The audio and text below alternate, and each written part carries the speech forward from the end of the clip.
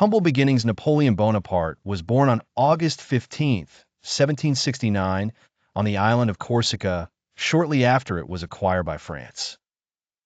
Though born into a noble family, he was far from rich.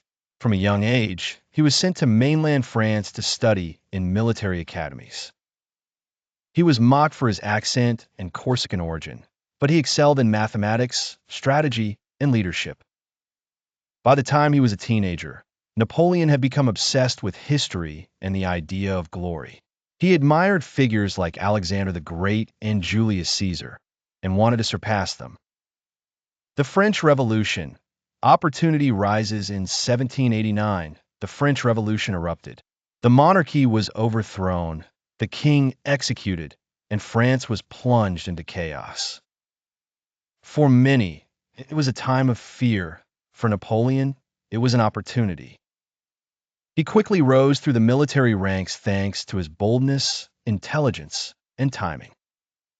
His first major victory came in 1796, when he led the French army into Italy and defeated Austrian forces. At only 27 years old, he was already seen as a hero.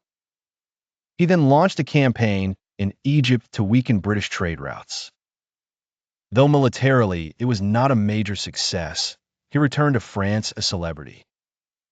From general to emperor in 1799, France's government, the Directory, was weak and unpopular.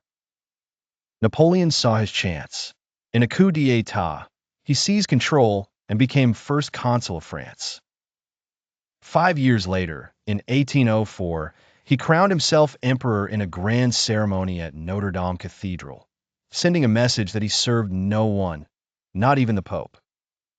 Napoleon's empire, dominating Europe. Napoleon revolutionized Europe with his military genius. He reorganized armies, introduced the Napoleonic Code, and crushed old monarchies.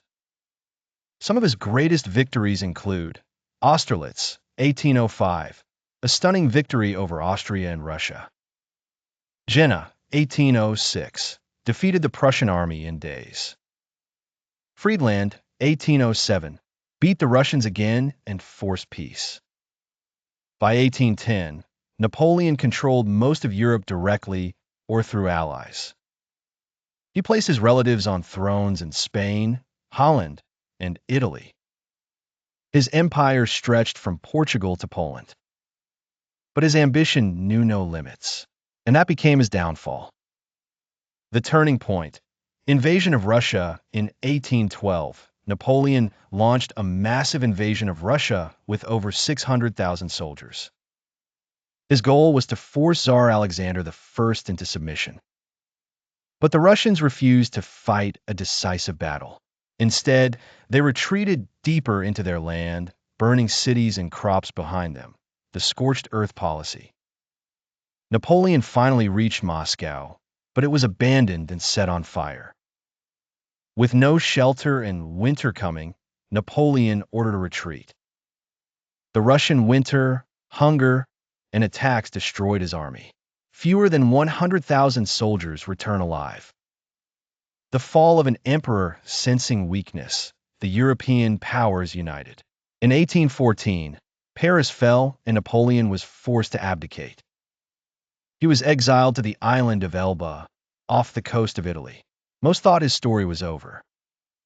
But in 1815, he escaped Elba and returned to France. As he marched toward Paris, soldiers sent to arrest him joined him instead.